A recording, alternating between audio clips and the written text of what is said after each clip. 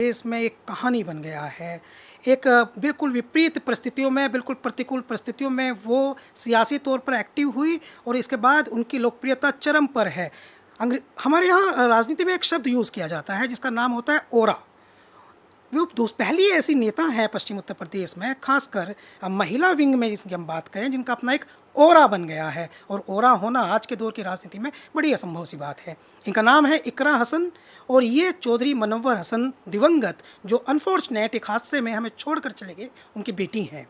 इकरा हसन के वालिद मनव्वर हसन उत्तर प्रदेश की सियासत में नहीं बल्कि देश और दुनिया की सियासत में बहुत बड़ा मकाम रखते थे। वो इंडिया के पहले ऐसे पॉलिटिशियन थे जिनका नाम Guinness book of world record में गया, क्योंकि उन्होंने चारों सदनों की सदस्यता हासिल की, चारों सदनों का प्रतिनिधित्व किया। इकरा जी से आज हम उनके व्यक्तित्व को जानने की कोशिश करेंगे और पॉलिटिकल एपॉलिटिकल बातचीत करेंगे। खासकर हमारा जोर इस बात पर रहेगा कि वो कितना समझती हैं, कितना जानती हैं और उनका व्यक्तित्व किस प्रकार का है, ये समाज के सामने आए। इकरा जी, हम आपका बहुत स्वागत करते हैं। बहुत बहुत धन्यवाद आपका। हाँ, पिछले कुछ दिनों से आप तक आपकी हम कुछ रील्स देख रहे हैं, कुछ आपका बहुत बड़ा व्यक्तित्व बन गया है। हजारों लोग आपको जो है घेरे रखते हैं। बहुत अपार लोकप्रियता आपकी हो गई है। इतनी कम उम्र में ऐसी लोकप्रियता आपको मिल गई है, इसके लिए आपको बधाई। जी बहुत शुक्रिया। इकरा जी, मैं समझता हूँ कि हम ये ज़रूर जानना चाहेंगे कि आपका बचपन कैसे गुजरा है और आप अपने बारे में खुद ही पहले हमारे लोगों को आप प्लीज़ कुछ बताएं कि आपकी पढ़ाई लिखाई कहाँ हुई, आपके पेरेंट्स और फैमिली के बारे में कुछ। जी मेरी फैमिली कैराना एक छोटा कस्बा है शामली डिस्ट्रिक्ट में, वहाँ पे हम लोग सब सेटल्ड हैं, वहाँ से मैं बिलोंग करती हूँ। और मेरी पढ़ाई मुझे बचपन में हॉस्टल भेज दिया गया था, तो क्लास 1 से 12 तक मैं दिल्ली में एक हॉस्टल में थी, गर्ल्स हॉस्टल में। और उसके बाद फिर पढ़ाई में के लिए दिल्ली ही रहना हुआ। ग्रेजुएशन करी मैंने लेडी श्री राम से, उसके बाद डीयू में फैकल्टी ऑफ लॉ से मैंने एलएलबी की और फिर मैं मास्टर्स के लिए लंदन चली गई थी। लंदन में मास्टर्स आपने किया, तो क्या आपके सब्जेक्ट थे मास्टर्स करते समय? मेरा इंटरनेशनल लॉ एंड पॉलिटिक्स। तो ये तो बड़ी अद्भुत कहानी आपने कह दी है। कम से कम हमें पहले इस सवाल का जवाब तो मिल गया है कि आप सियासत में इतनी मैच्योर क्यों हैं। इसका कारण ये है कि आपका लंदन से आपने पॉलिटिक्स की पढ़ाई की और देश में आपने वकालत सीखी। जी ऐसा कह सकते हैं, पढ़ाई का बहुत बड़ा योगदान रहा है मेरे व्यक्तित्व को बनाने में। तो आपकी बातचीत से मुझे ऐसा लगा इकरा जी, जैसे आपने बताया कि आप फर्स्ट टू ट्वेल्थ हॉस्टल में चली गई थी। मैं फिर से कह रहा हूँ, आप फर्स्ट टू ट्वेल्थ हॉस्टल में चली गई थी। जब आप फर्स्ट में गई थी तो 5 साल की रही होंगी या 6 साल की। जी 5। और उस समय आपकी अम्मी तबस्सुम हसन, जो कैराना से सांसद भी रही, वो आपके साथ नहीं थी। नहीं। आपके पापा उस समय राजनीतिक तौर पर बहुत एक्टिव थे। जी भाई आपके नाहिद हसन, वो कहाँ रहते थे? वो भी हॉस्टल में थे। उसी हॉस्टल में? नहीं, वो देहरादून में थे हॉस्टल में और मैं दिल्ली में थी। तो हम दोनों की पढ़ाई जो है वो स्कूलिंग घर पे नहीं हो पाई, क्योंकि बहुत व्यस्त मेरे वालिद रहते थे और मम्मी भी उसी चक्कर में व्यस्त रहती थी। तो फिर हमें इसीलिए बाहर भेजा गया था, पहले भाई को और फिर मुझको। तो जब आप हॉस्टल में पढ़ रही थी तो 5 या 6 साल की आप रही होंगी। जी उस समय माँ को मिस करते हैं, पापा को मिस करते हैं। जनरल थ्योरी, जनरल समस्या है, बेसिक है, जी आपने भी किया होगा मिस। बिल्कुल, बहुत ज़्यादा। तो वो तकलीफ़ जो आप इतने समय, लंबे समय तक दूर रही, तो वो आम बच्चों से अलग ज़िंदगी है। कुछ मेमोरी है? बिल्कुल, बहुत ज़्यादा मेमोरी है। शुरू में बहुत मुश्किल था, क्योंकि एक अपने परिवार में रहने का जो पैम्पर्डनेस होती है, जो सर चढ़े हो जाते हैं बच्चे, वो वहाँ पर नहीं हो पाता। आप किसी भी सब काम आपको अकॉर्डिंगली करने पड़ते हैं, जो रूल्स हैं। कोई भी काम ऐसा नहीं है जिसमें आप ज़िद करके नहीं करना है। उस तरह की जो बच्चों की हरकतें होती है वो हॉस्टल वगैरह में चल नहीं पाती। तो एक तरीके से अब अगर रेट्रोस्पेक्ट में देखा जाए तो काफ़ी डिसिप्लिन उस वजह से आया है, लेकिन उस दौरान काफ़ी मुश्किल रहा था। अब इतनी स्ट्रॉन्ग अंदर से मैं हो गई हूँ कि मैं कहीं भी रह सकती हूँ। ऐसा मुझे कभी अब ये फील नहीं होता कि मैं घर से अलग हूँ। हर जगह को घर बनाने की आदत शायद बचपन से ही लग गई थी। लेकिन कहीं से ऐसा भी आपको लगता है कि आपका कहीं बचपन आपका किल हो गया?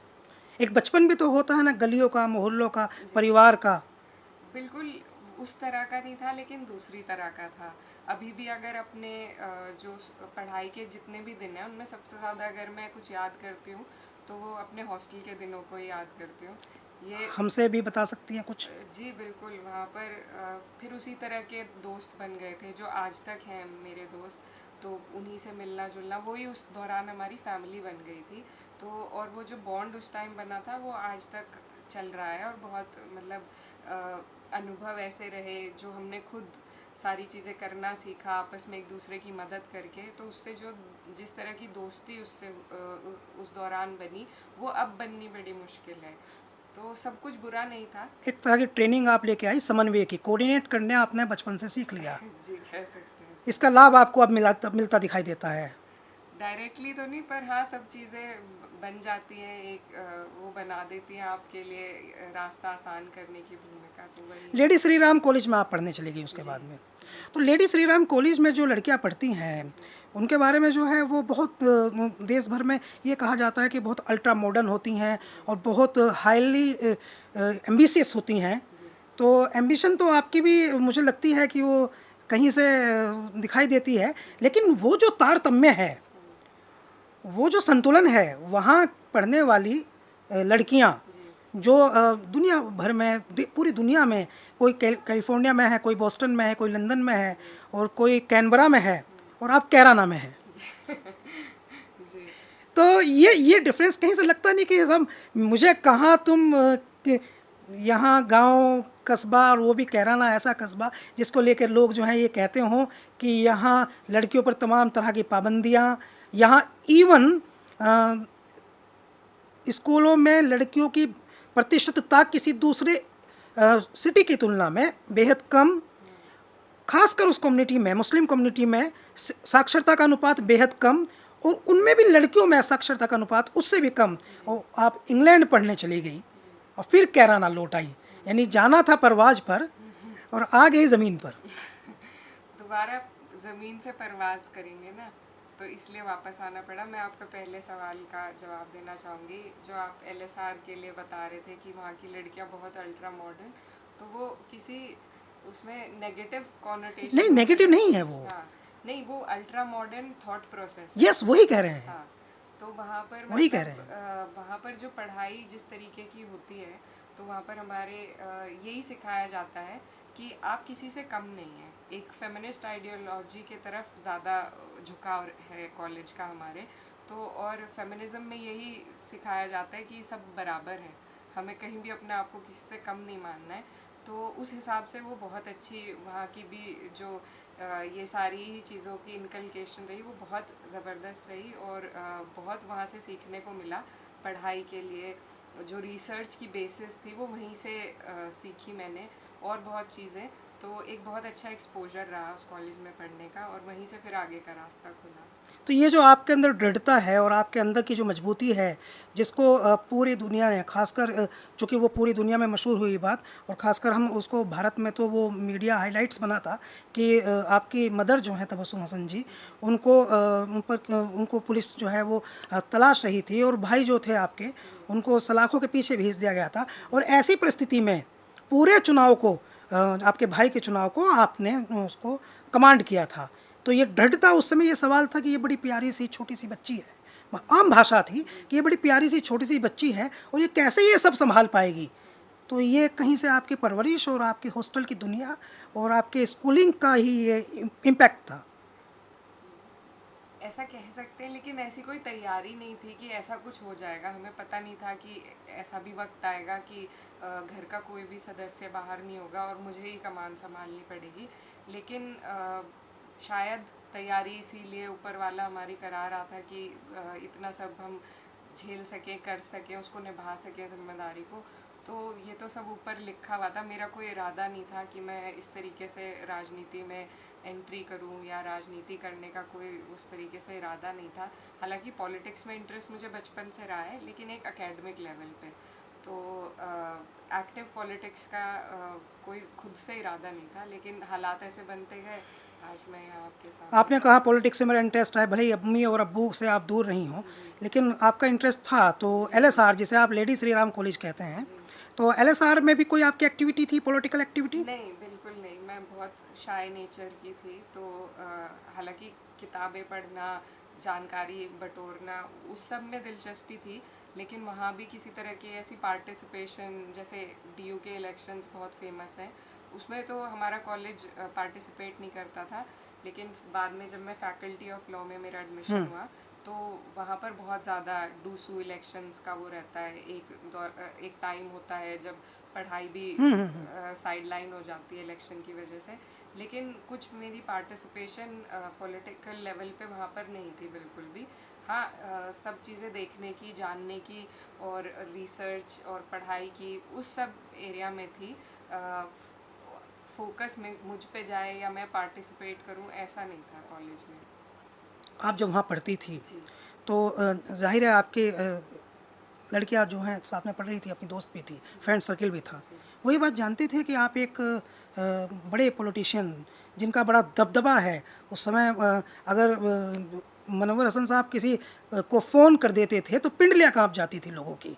बहुत मशहूर थे अधिकारियों में उनका उनका कि अपना काम कराने के जो तौर तरीका उनका था, जी अपने लोगों का काम कराने का जो उनका तौर तरीका था, वो एक नज़ीर था। बिल्कुल। उत्तर प्रदेश के बलिया गोंडा बस्ती बलरामपुर तक चर्चा होती थी कि वो जिस अंदाज में काम कराते हैं। जी तो ये आपकी जो फ्रेंड सर्कल था वो जानता था ये बात?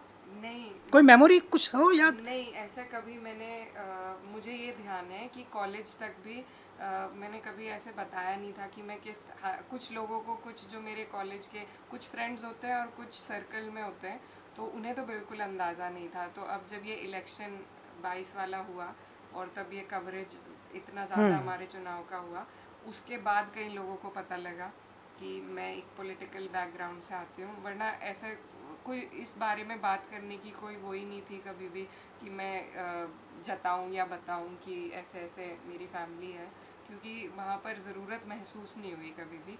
तो जो बहुत क्लोज मेरे फ्रेंड्स थे उनको मालूम था, लेकिन ज़्यादातर एक्वेंटेंसेस जो हैं उनको इस बारे में जानकारी नहीं हम डाइवर्सिटी को समझने की कोशिश कर रहे हैं कि आप जहाँ से आई हैं और जहाँ आई हैं, थी। जी। वहाँ का जो डिफरेंसेज है बहुत बड़ा है। उसको पाटने का आपका अपना तरीका क्या है?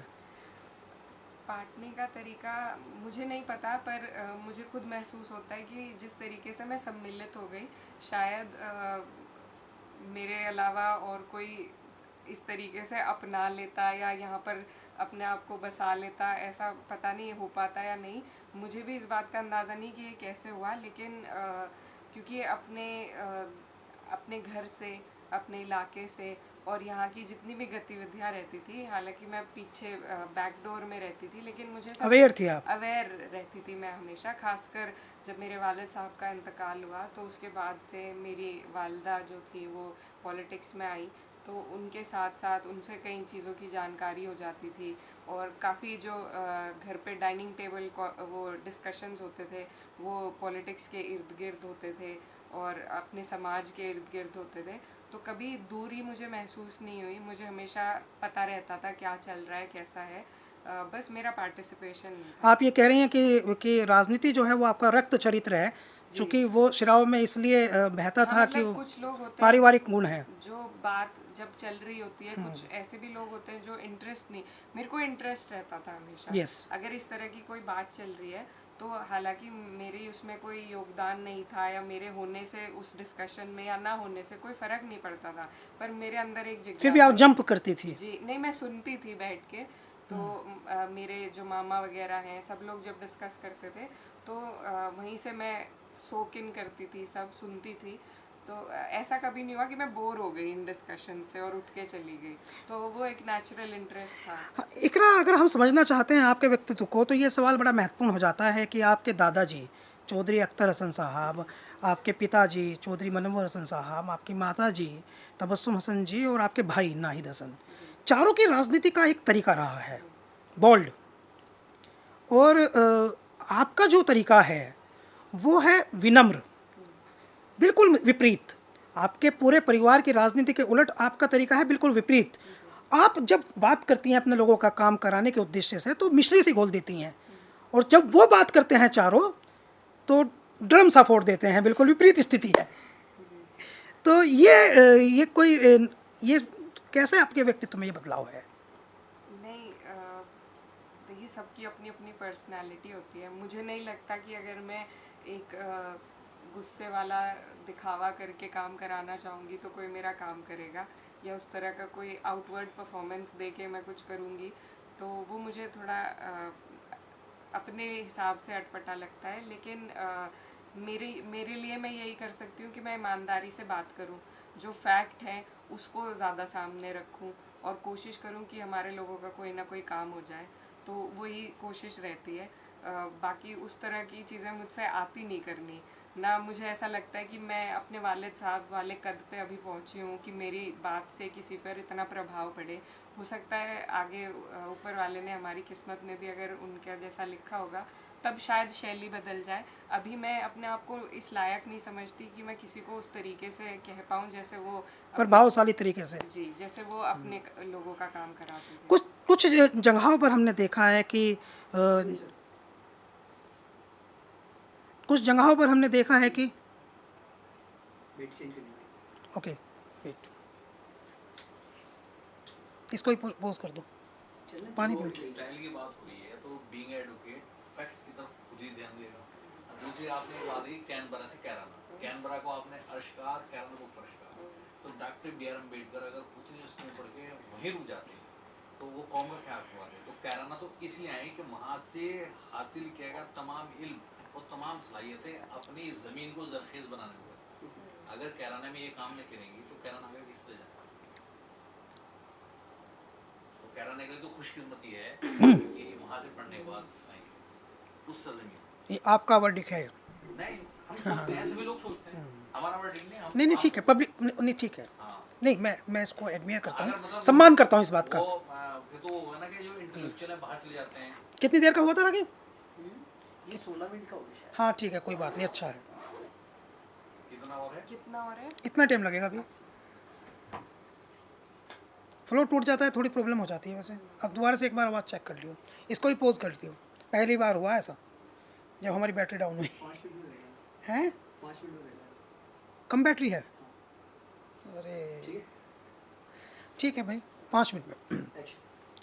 तो जैसे हमने देखा कि एक नई चीज़ हमने यहाँ देखी है जो उससे पहले कभी किसी राजनीतिक के लिए नहीं देखी गई। आपके जिस राजनीतिक दल में आप हैं उसके विपक्ष के दल के लोग जो हैं वो किसी कार्यक्रम को कर रहे हैं, सामाजिक लोग वहाँ एकजुट हैं, जनता एकजुट है, आप पहुँचती हैं और पूरा माहौल बदल जाता है। कोई नेता कहीं है, सत्ता पक्ष का है, विपक्ष का है, आप पहुँच जाती हैं तो पब्लिक आपकी तरफ टर्न आउट हो जाती है। ये लोगों का आपके प्रति प्रेम है, आपको अच्छा लगता है, या कहीं से आपको ये खदशा नहीं होता कि इससे आपका विरोध बढ़ता है, दूसरे लोग आपके खिलाफ साजिश करेंगे, षड्यंत्र करेंगे? नहीं, देखिए, वो बहुत ही ज़रूरी एक पंचायत थी जिसमें मुझे बिल्कुल ऑफिशियल तौर पर इनवाइट किया गया था, जो हमारे इलाके के ज़िम्मेदार लोग हैं। और मुझे लगा कि वो जो मुद्दा था वो किसी राजनीतिक पार्टी से रिलेटेड था भी नहीं, वो हमारे लोगों की जो समस्याएं थी उससे रिलेटेड था। तो मुझे वहाँ पर ऐसा मुझे नहीं लगा कि मैं यहाँ हीरो बन जाऊँगी जाके। मुझे बस लगा कि अगर मुझे ये बात सही लगती है तो मुझे वहाँ पहुँचकर मुझे भी अपनी उपस्थिति इस हक़ में देनी चाहिए। तो सिर्फ यही कारण था कि हम वहाँ पहुँचे, और पहुँचने के बाद मुझे लगता है उसका बहुत प्रभाव भी पड़ा, और उसकी वजह से काफ़ी वहाँ पर तब्दीली आई। जिस तरीके से जो विद्युत विभाग कार्य कर रहा था उसमें काफ़ी तब्दीली उस पंचायत के बाद वहाँ आई, तो मुझे लगता है वो बेहतर रहा। लोग आपसे मिलते हैं, खासकर महिलाएं आपसे मिलती हैं, लड़कियां आपसे मिलती हैं, तो क्या कहती हैं? बस बहुत प्यार और सम्मान मिलता है, और मैं बस उन्हें अभी मेरे हाथ में कुछ नहीं है, ना ही मैं किसी पद पे हूँ, लेकिन मैं बस ये चाहती हूँ कि वो भी देखें कि इस फील्ड में भी महिलाएं आगे बढ़ सकती हैं, इस फील्ड में भी हम अपनी जगह बना सकते हैं, और ऐसा कोई काम नहीं है जो एक महिला ना कर सके इस देश में, इस दुनिया में। तो मेरी बस यही रहती है अपनी मनोकामना कि मैं उनसे मिलूं और उन्हें भी इस बारे में उनसे कुछ ना कुछ बात करूं। उन्हें भी अच्छा लगता है कोई बाहर से उनसे मिलने जाता है, क्योंकि अक्सर जो भी कैंपेन्स होती हैं या नेता लोग जो जाते हैं तो महिलाओं को एक तरीके से इग्नोर कर दिया जाता है। मेरे साथ ये होता है कि मेरा डबल टाइम लगता है, एक बाहर की बैठक में और एक फिर घर जाकर। लेकिन मैं कभी उस बात से परेशान नहीं होती कि मेरा डबल टाइम लग रहा है बाकी लोगों के मुकाबले। मैं चाहती हूँ कि मैं महिलाओं में ज़्यादा जाऊँ, क्योंकि कहीं ना कहीं उनको राजनीति से दूर इसी वजह से वो महसूस करती हैं कि उनको नहीं पता उनके कैंडिडेट्स कौन है, उनको नहीं पता कि कौन सी पार्टी का क्या उद्देश्य है चुनाव के लिए। तो जब तक उनसे नहीं मिलके उनसे इस बारे में बातें नहीं होंगी, उन्हें पता नहीं लगेगा कि कौन सा चुनाव आ रहा है, कौन प्रत्याशी हैं, कौन सी पार्टियां हैं, क्या उद्देश्य हैं, तब तक मुझे लगता है कि महिलाओं का पिछड़ापन जो है वो इसी तरीके से रहेगा। तो इसलिए मेरी पूरी कोशिश ये रहती है कि मैं उनसे जाके मिलूं, बात करूं और इस बारे में कहीं ना कहीं डिस्कशन पॉलिटिक्स का उनके साथ हो जाए।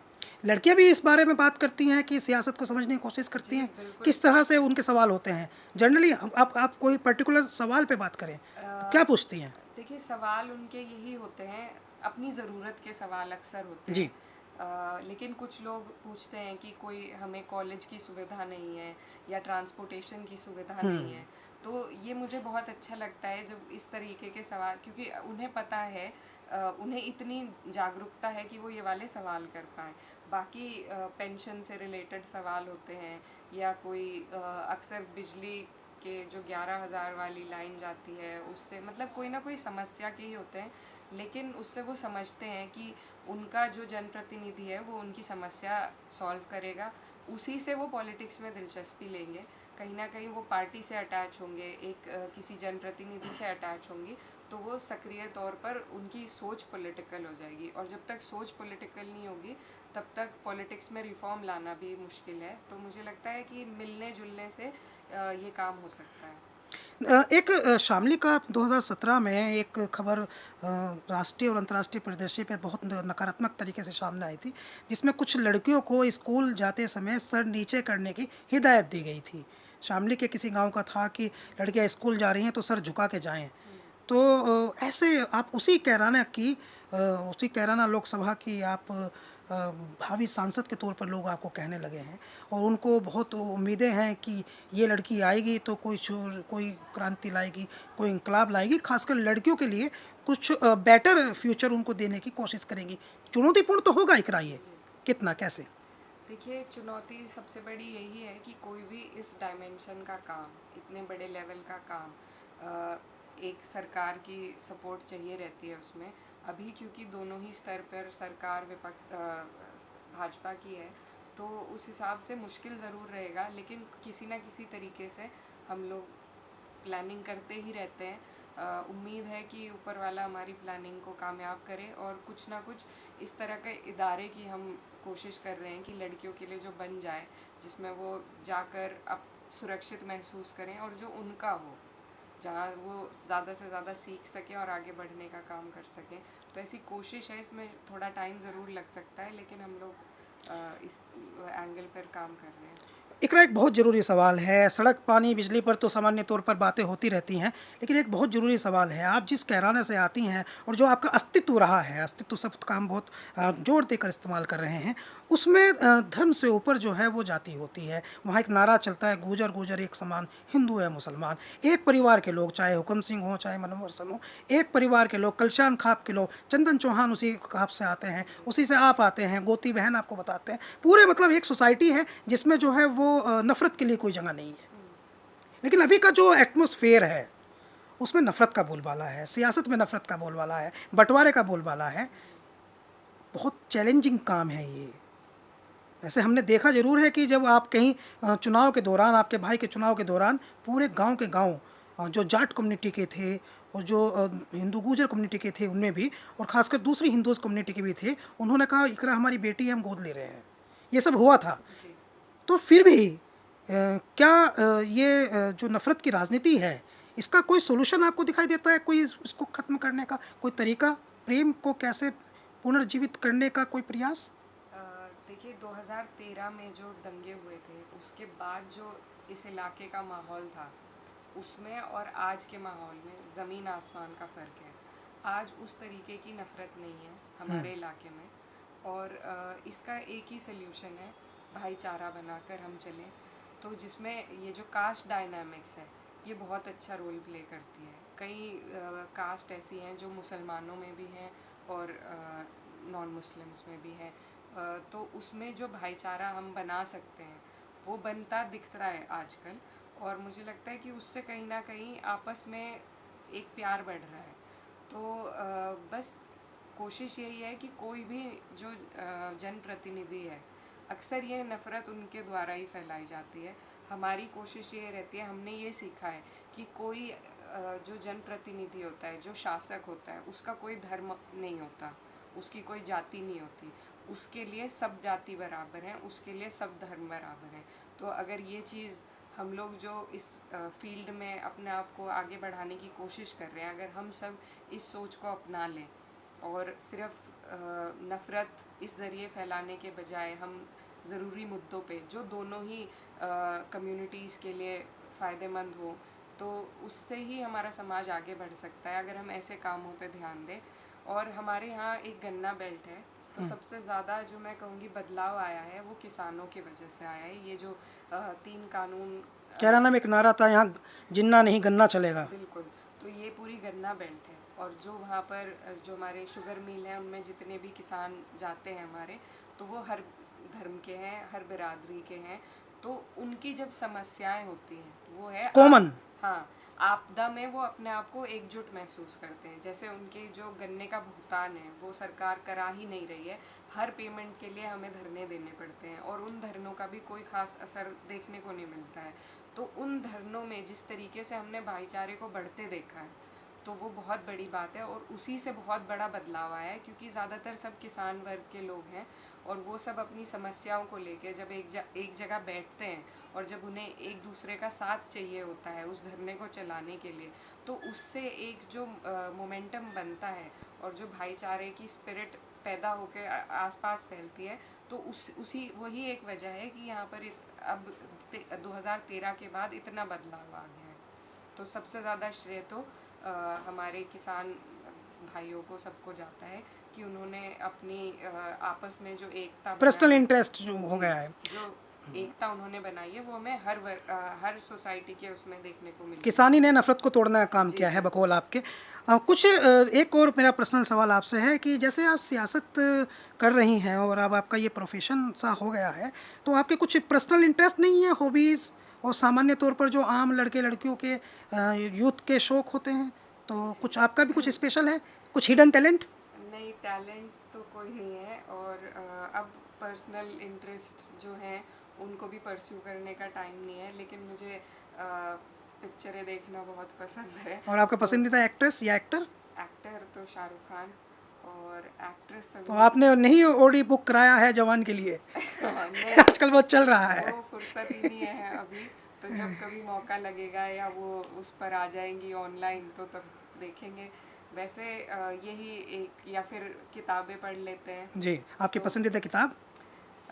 एक सॉन्ग्स,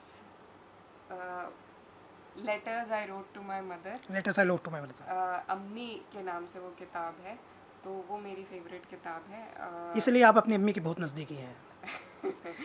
जी, ये पहले दिन से ही आप अम्मी के काफ़ी नज़दीकी। नहीं, मैं बचपन में अपने वालिद की अम्मी ने क्या तरबियत दी है आपको, वो क्या कहती हैं? जी, सारी तरबियत उन्हीं की दी हुई है। तो खासकर जो किसी भी समस्या में, मतलब जब कोई बड़ा हमारे पर संकट होता है, उस दौरान जो वो इतनी काम तरीके से, बहुत मजबूत महिला है। मैंने उनको, वो वैसे परेशान हो जाएंगी छोटी बातों के लिए, लेकिन जो असल दिन होता है ना, जब सब उनका बेस्ट संकट में आता है। हाँ, तो जब सब परेशान हो जाते हैं तब वो उसको संभालने का काम करती हैं। तो ये सबसे बड़ी सीख मैंने देखी है। एक और बात है, वो बेसिक लेवल पर है कि आपकी बॉन्डिंग नाहिद हसन, आपके भाई को लेकर के बड़ी चर्चा में रहती है। जैसे राहुल गांधी और प्रियंका गांधी की बॉन्डिंग है, बहुत बेहतरीन बॉन्डिंग है, और दोनों, आप और आपके भाई दोनों की बॉन्डिंग भी चर्चा में रहती है। तो ये भी चर्चा में रहती है बात कि ना नाहिद की शादी हो पा रही है, ना इकरा की शादी हो पा रही है। जी, नहीं, तो कम से कम भाई के बारे में तो सोचा जा सकता है। जी बिल्कुल, बिल्कुल इस बारे में सोच रहे हैं। और असल में बीच में कोरोना आ गया, फिर इतनी बड़ी समस्या रही, कुछ टाइम उन्हें पब्लिक लाइफ से दूर रहना पड़ा, फिर वो जेल चले गए। तो इस जो टाइम था असल उनकी शादी होने का, उस दौरान काफ़ी हम परेशान रहे। हाँ। तो इसलिए हम देख रहे हैं और ऊपर वाले से दुआ करते हैं कि जल्द से जल्द हो जाए बॉन्डिंग की बात, क्योंकि हम सेम जनरेशन के जी। हैं, तो हम एक दूसरे की सोच को ज़्यादा समझ पाते हैं। कभी कभी हम मम्मी पे गैंग अप कर जाते हैं इकट्ठे होकर, क्योंकि कि हमारी बात मानी जाए, तो वो मुझे मना लेते हैं, मैं उन्हें, और मम्मी सामने रह जाती हैं, तो फिर उन्हें हमारी बात माननी पड़ती है। उनको वीटो यूज कर लेती होंगी। नहीं, मदर है ना, तो वीटो नहीं हाँ, यूज करती। बिल्कुल, वो बिल्कुल इमोशनल वीटो अपना ज़रूर यूज़ करती है। तो लेकिन क्योंकि मुझे लगता है हम सेम जनरेशन के हैं, इसलिए हम एक दूसरे को ज़्यादा समझ पाते हैं। और मैं क्योंकि छोटी हूँ, तो मैं भी अपनी वीटो हमेशा यूज़ करती हूँ, तो कि मैं नाहिद अकेले पड़ जाते हैं। जी, तो कभी जब मेरी नहीं मानी जाती, तो मेरी भी अपनी वीटो यूज़ हो जाती है। वो बेचारे कभी नहीं यूज़ कर पाते वीटो। ये नहीं जानते हैं लोग कि नाहिद हसन, जिनको आप पश्चिम उत्तर प्रदेश में सबसे बोल्ड राजनेताओं में से एक कहते हैं, वो परिवार में अकेले पड़ जाते हैं। उनकी मदर की वीटो और उनकी बहन की वीटो उनके अगेंस्ट चली जाती है। जी। मेरा आपने अभी इकरा हसन जी को सुना, और हम इनसे लंबी बातचीत करना चाहते हैं रहेंगे, और भविष्य में भी इस पर हम एक